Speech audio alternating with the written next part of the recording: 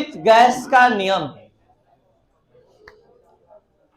The combined gas law, पदार्थ की अवस्था चैप्टर के अंतर्गत आज का क्लास जो भी टॉपिक का प्रोवाइड किया जाएगा वो काफी इंपॉर्टेंट होगा, जैसे कि आदर्श गैस समीकरण, संयोजित गैस का नियम।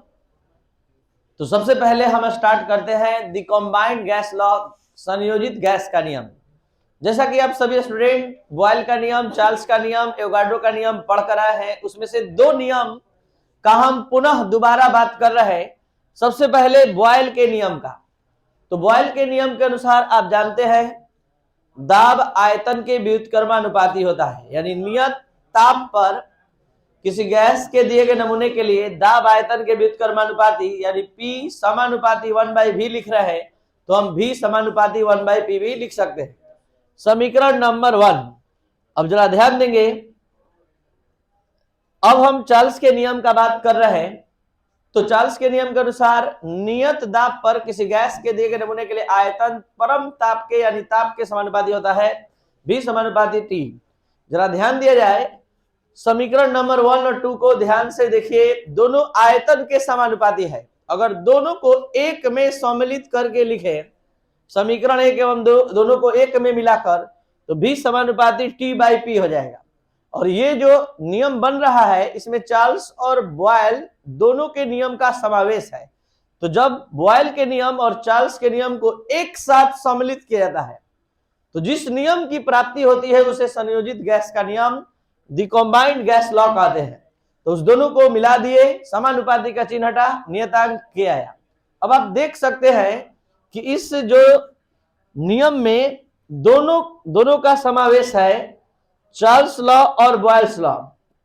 यहां से इतना से चार्ल्स लॉ और यहां इतना देख पाएंगे तो ये आपको बॉयल्स लॉ नजर आएगा, और दोनों को एक में सम्मिलित कर दिए तो बन गया संयोजित गैस का नियम।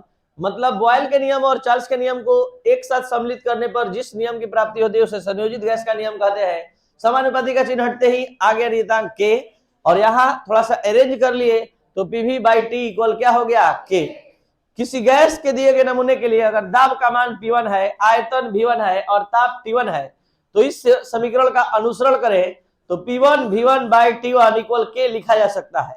अगर इसी गैस के नमूने के लिए दाब बढ़कर P2 हो गया, यानी दाब परिवर्तित होकर P2 हो गया, ताप T2 हो गया, आयतन V2 हो गया, तो आप इसी समीकरण का अनुसरण करके लिख सकते हैं P2 V2/T2 इक्वल K। समीकरण 3 एवं 4 को ध्यान से देखिए, दोनों का दायां पक्ष बराबर है, तो बायां पक्ष, तो ये है आपका संयोजित गैस का नियम। इसको दो तरह से आप मतलब परिभाषित कर सकते हैं। एक और तरह से बता दे रहे हैं, संयोजित गैस का नियम किसी गैस के दिए गए नमूने के लिए आयतन ताप के समानुपाती तथा दाब के व्युत्क्रमानुपाती होता है। ताप के समानुपाती तथा दाब के व्युत्क्रमानुपाती होता है, इसे भी संयोजित गैस का नियम कहते हैं।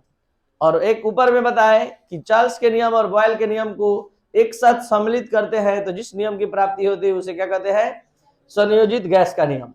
अब हम बात करते हैं इस चैप्टर के बेहद इंपॉर्टेंट टॉपिक का, जो 100% गारंटेड है कि आपके 11th क्लास के बोर्ड एग्जाम में जो अप्रैल में होने वाला है आप लोग का, वो एकदम रिजर्व है कि ये क्वेश्चन आएगा ही आएगा। और इसका यूज 12th क्लास के परासरण दाब चैप्टर, परासरण दाब टॉपिक में घोल विलयन चैप्टर में होगा।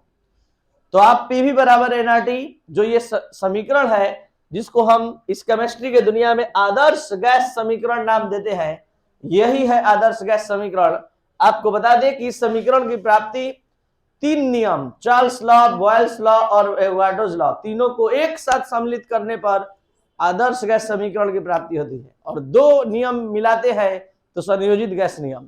केवल चार्ल्स लॉ बॉयल्स लॉ मिलाएंगे तो संयोजित gas, Charles law Boyle's law Avogadro's law तीनों मिला देंगे तब आदर्श गैस समीकरण। तो शुरू हो रहा है बॉयल्स लॉ, P समानुपाती 1/V, तो V समानुपाती 1/P हो गया।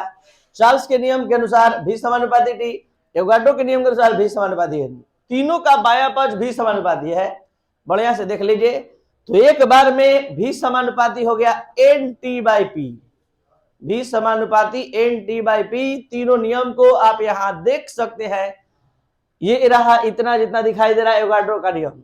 अब जो दिखाई दे रहा है वो चार्ल्स का नियम, अब जो दिखाई दे रहा है बॉयल्स का नियम। तो कहने का मतलब ये है कि तीनों नियम को एक साथ मिलाकर भी समानुपाती NT बाई पी आया। समानुपाती हटते ही यहाँ R आ गया। जिस तरह गुरुत्वाकर्षण जब पढ़ रहे थे 10th क्लास में, तो गुरुत्वाकर्षण स्थिरांक के रूप में G का इस्तेमाल हो रहा था, ऐसा नहीं, बराबर G m1 m2 by R square. तो वहां पर G गुरुत्वाकर्षण स्थिरांक G को बोलते थे, यहां पर R मोलर गैसीय स्थिरांक है, यानी मोलर गैसियस कांस्टेंट है, तो ये R, तो यहां R यूज किया जाता है, वहां G यूज किया जाता है। और ये काफी गैसियस कांस्टेंट काफी फेमस है, जो आगे अभी इसका और डिटेल आ रहा है। तो पीवी इक्वल क्या हो गया, nRT। तो ये था आपका आदर्श गैस समीकरण, पीवी इक्वल nRT, इसी को कहते हैं समीकरण 4 को ही आदर्श गैस समीकरण कहते हैं। एक बार फिर से शुरू से अंत तक 1 मिनट में। बॉयल के नियम के अनुसार P समानुपाती 1/V, तो V समानुपाती हो गया 1/P, और यहाँ चार्ल्स के नियम से V समानुपाती T और एवाटो के नियम से V समानुपाती N, तीनों को एक में सम्मिलित करने पर V समानुपाती NT/P हो गया। समानुपाती का चिन्ह हटते ही यहाँ नियतांक R आ गया, तो V बराबर RNT/P।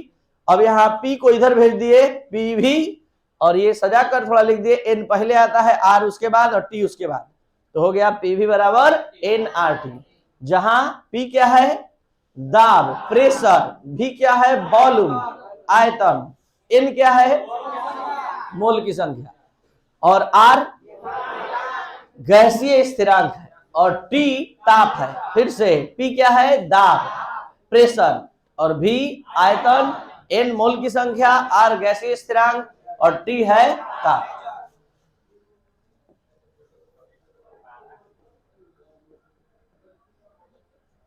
गैसीय स्थिरांक R की इकाई, मतलब गैसीय स्थिरांक R जो आया है उसको हम अब समझना चाहते हैं। जैसे P को बोल दिए दाब, V को बोल दिए आयतन, N को बोल दिए मोल की संख्या, और T को बोल दिए ताप, R को केवल बोल रहा है स्थिरांक। हम जानना चाहते हैं कि आखिर ये R क्या है। तो R क्या है, स्थिरांक है, तो इसको भी हम समझना चाहते हैं कि इसको किस रूप में परिभाषित करें। तो इसके लिए हम चलते हैं शुरू से। PV बराबर क्या होता है, nRT। PV बराबर, तो R बराबर क्या हो जाएगा, PV by NT, PV by NT।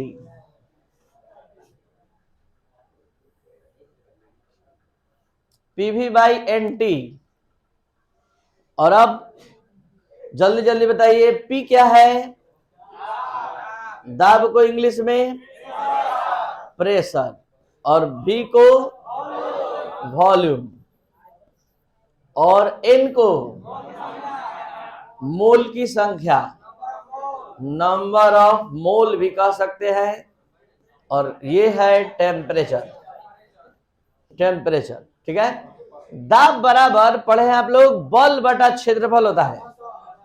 तो दाब बराबर बल बटा क्षेत्रफल, यानी फोर्स पर एरिया। जहां दिक्कत होगा वहां रोकिएगा। वॉल्यूम, ऐसे इतना फिजिक्स आपको आता है जितना हम आज यूज करने जा रहे हैं। टेम्परेचर। अब यहां एरिया के जगह पर हम लिख सकते हैं लंबाई का स्क्वायर, लेंथ का स्क्वायर, लिख सकते हैं लेंथ का स्क्वायर। आयतन के जगह लिख सकते हैं लेंथ का होल क्यूब, और नंबर ऑफ मोल रहने दे रहे, और ये टेम्परेचर। जल्दी से बताइए, लेंथ का स्क्वायर, दो लेंथ, इसमें से दो लेंथ कट जाएगा और इसमें से एक बचेगा, तो क्या बचा, R बराबर फोर्स गुणे लेंथ बटा में नंबर ऑफ मोल टेम्परेचर। ठीक है। फोर्स और डिस्प्लेसमेंट, बल गुणे विस्थापन बराबर क्या होता है, कार्य। तो यहां पर बल है और ये लेंथ विस्थापन के रूप में है, तो इन दोनों का गुणनफल क्या हो जाएगा, work. Number of mole into temperature. तो अगर हम किसी गैसीय पदार्थ के 1 मोल के लिए 1 डिग्री सेल्सियस पर हम अध्ययन करना शुरू करें, यदि 1 मोल गैसीय पदार्थ के लिए 1 डिग्री सेल्सियस टेम्परेचर के परिवर्तन पर अगर हम अध्ययन प्रारंभ करें, तो R बराबर क्या हो जाएगा, वर्क बटा 1 गुणा 1। तो R बराबर क्या हो जाएगा, वर्क डन आ जाएगा। यानी गैसीय स्थिरांक R को उस कार्य के रूप में परिभाषित किया जाएगा जो कार्य किसी गैसीय सैंपल के 1 मोल के द्वारा 1 डिग्री सेल्सियस ताप पर किया जाएगा। यानी कहने का मतलब कि हम इस गैसीय स्थिरांक को वर्क डन के रूप में परिभाषित कर सकते हैं, माप सकते हैं, लेकिन उसके साथ शर्त लगा रहेगा कि मोल की संख्या कितनी होनी चाहिए, 1, और टेम्परेचर 1 डिग्री सेल्सियस या 1 केल्विन। तो यहां जो वर्क होगा वही R के मान को निर्धारित करेगा।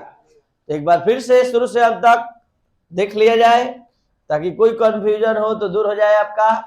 पीवी बराबर एनआरटी आप सभी स्टूडेंट जानते हैं, तो पीवी बराबर एनआरटी तो R बराबर पीवी बाई एनटी। हमको गैसीय स्थिरांक R की प्रकृति का पता लगाना है कि R जैसे सबको कह दे रहा है कि दाब है, आयतन है, मोल की संख्या, ताप है। R को केवल कह दे रहे हैं कि स्थिरांक है, लेकिन अब स्थिरांक नहीं कुछ और बोलेंगे आप ये पूरा एक्सप्लेनेशन के बाद। तो pressure, volume, number of mole, temperature. Pressure को हमने बदल दिया force by area into volume. Area को हमने आगे चल के लेंथ के स्क्वायर बदल दिया, वॉल्यूम को लेंथ के क्यूब में। 2 लेंथ कट गया, 1 लेंथ बचा तो ऊपर बचा। और फोर्स बल गुणे विस्थापन बराबर क्या होता है, कार्य।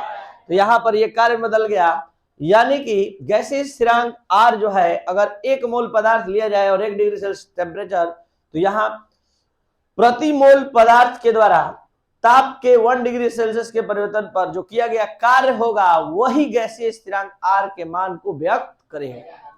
तो ये था आपका आज का क्लास जो संपन्न हुआ।